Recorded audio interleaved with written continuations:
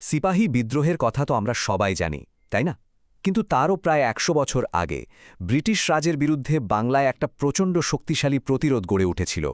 চলুন আজ ভারতের ইতিহাসের সেই প্রায় হারিয়ে যাওয়া অধ্যায় ফকির সন্ন্যাসী বিদ্রোহের কথাই জেনে নেওয়া যাক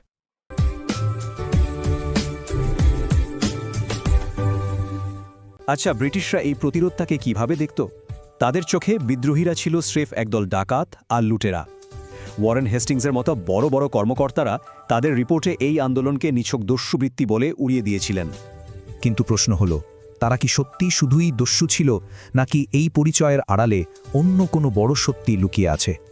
ঔপনিবেশিকদের তৈরি করা এই ধারণাকে চ্যালেঞ্জ করেই আজকের এই বিশ্লেষণে আমরা খুঁজে বের করব এই বিদ্রোহের আসল পরিচয়টা কী ছিল এই বিদ্রোহের শিখরটা ঠিক কোথায় সেটা বুঝতে হলে আমাদের একটু পেছনে ফিরে যেতে হবে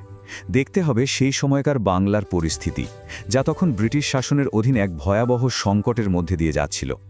দেখুন পলাশির যুদ্ধের পরেই কিন্তু ইস্ট ইন্ডিয়া কোম্পানি বাংলায় তাদের থাবা বসাতে শুরু করে বক্সারের যুদ্ধের পর তারা সরাসরি প্রশাসনিক ক্ষমতা পেয়ে যায় আর ১৭৬৫ সালে দেওয়ানি লাভের মাধ্যমে রাজস্ব আদায়ের সব অধিকার নিয়ে নেয় কোম্পানির এই নীতির ফলে বাংলার অর্থনীতি একেবারে ভেঙে পড়ে যার শেষ পরিণতি ছিল ১৭৭০ সালের সেই ভয়ঙ্কর দুর্ভিক্ষ আর ব্রিটিশ নীতির ফল কি হয়েছিল জানেন মারাত্মক এই দুর্ভিক্ষে বাংলার প্রায় ১/৩ মানুষ মানে প্রায় ১ কোটি মানুষ না খেতে পেয়ে মারা যায় চারদিকে তখন শুধু হাহাকার আর মৃত্যু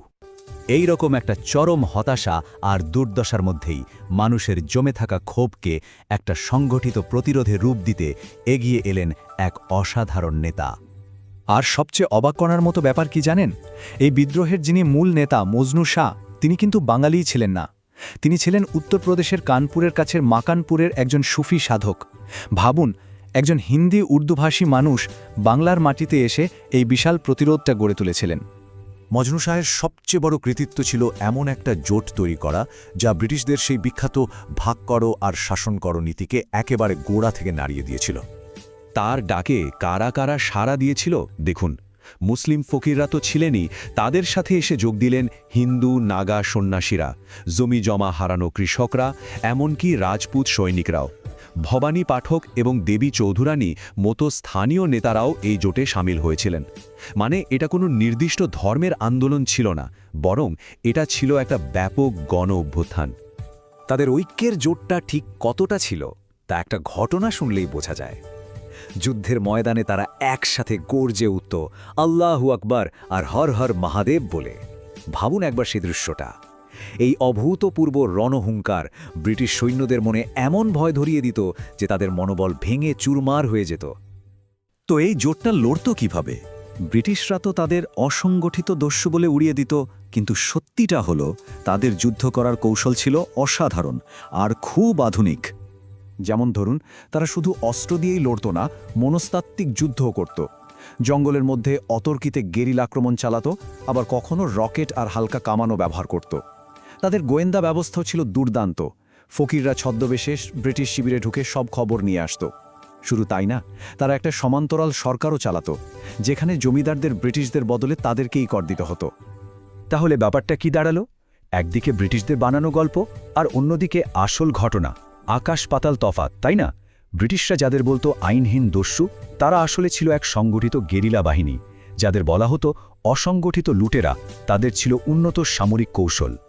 চলুন এবার গল্পের শেষ অংশে আসা যাক মজনু শাহের শেষ জীবনটা কেমন ছিল আর তার শুরু করা এই দীর্ঘ আন্দোলনের শেষটা কি হয়েছিল ১৭৮৬ সালে কালেশ্বরের এক যুদ্ধে মজনু শাহ সাংঘাতিকভাবে আহত হন আর তার পরের বছরই তিনি মারা যান কিন্তু তার মৃত্যুতেও কিন্তু বিদ্রোহটা থেমে যায়নি তার ভাই মুসা শাহ আর অন্য নেতারা এই প্রতিরোধকে আরও কয়েক দশক ধরে চালিয়ে নিয়ে গিয়েছিলেন সব মিলিয়ে প্রায় ৪০ বছর ধরে এই লড়াই চলেছিল তার মানে বুঝতেই পারছেন এটা কোনো ছোটখাটো বিচ্ছিন্ন ঘটনা ছিল না এটা ছিল ১৮৫৭ সালের মহাবিদ্রোহেরও প্রায় ১০০ বছর আগে ব্রিটিশদের বিরুদ্ধে ভারতের অন্যতম প্রথম দীর্ঘতম এবং সবচেয়ে ঐক্যবদ্ধ একটা স্বাধীনতার লড়াই এই বিদ্রোহের গল্পটা আমাদের একটা বড় প্রশ্নের সামনে দাঁড় করিয়ে দেয় আমাদের জানা ইতিহাসের বাইরেও ঐক্য আর প্রতিরোধের এমন আরও কত না বলা কাহিনী হয়তো হারিয়ে গেছে যা আমাদের আজও খুঁজে বের করতে হবে